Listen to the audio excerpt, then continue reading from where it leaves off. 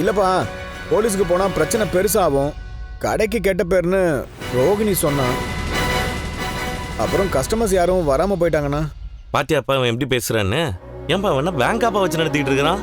திருட்டு போனதை வெளில சொன்னா பணம் போட யாரும் வரமாட்டாங்கன்னு சொல்லி பயப்படுறதுக்கு.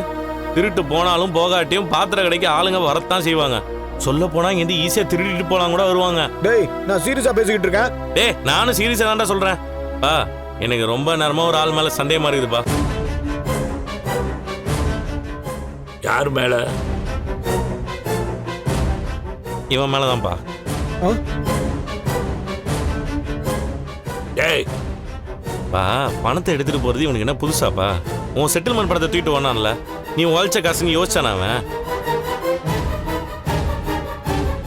இவனே கூட பார்லர் அம்மாக்கு தெரியாம எடுத்தாலும் எடுத்துருப்பான்ப்பா. பாத்தீங்களா எப்படி பேசுறான்னு? டேய், முடிஞ்சு போன விஷயத்தை ஏன்டா பேசிட்டு இருக்க? மா, இப்ப நடக்கிறதையும் தாமா நான் சொல்றேன். இப்ப கடையில அப்பா தானே கணக்கெல்லாம் பாக்குறாரு. இவன் பணத்தை எடுத்துட்டு அப்பா கிட்ட கணக்கு காட்டுமேன்னு சும்மா கூட திட்டு போச்சுன்னு கதை சொல்லலாம்ல. அங்கிள், எனக்கு இது புரியவே இல்ல. எங்க கடையில இருந்து திருட்டு போயிருக்கு. பாதிக்கப்பட்டது நாங்க.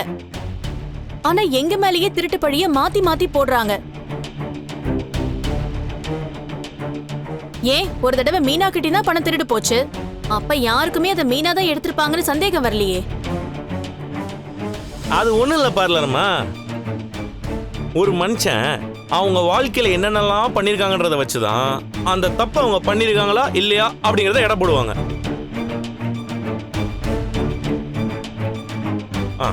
அப்படி பார்த்தா நீங்க ரெண்டு பேரும் பண்ணத கேடி வேலையே இல்லையே. அதனாலதான் உங்க மேல டவுட் வருது. டேய், உன் டவுட்டை நீயே வச்சுக்க.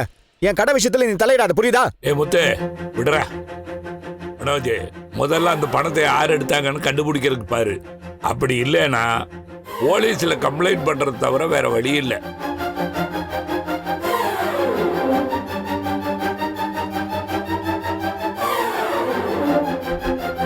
ஏங்க, நீங்க கிளம்புங்க.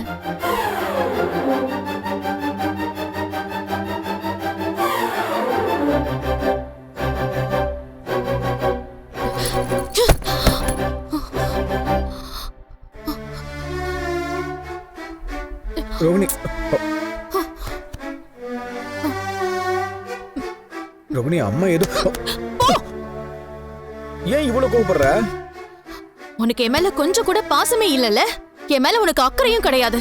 ஏன் இப்படி பேசுற? எனக்கு உன் மேல பாசம் நிறைய இருக்கு. இருந்திருந்தா உங்க அம்மா அவளை பேசுறத நீ கேட்டுக்கிட்டு சும்மா இருந்திருப்பியா?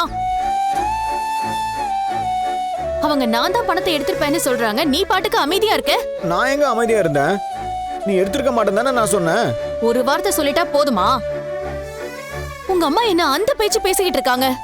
இதே மீனாவை பத்தி இந்த மாதிரி சொல்லியிருந்தா முத்து இந்த வீட்டையே ரெண்டாக்கி இருப்பான்.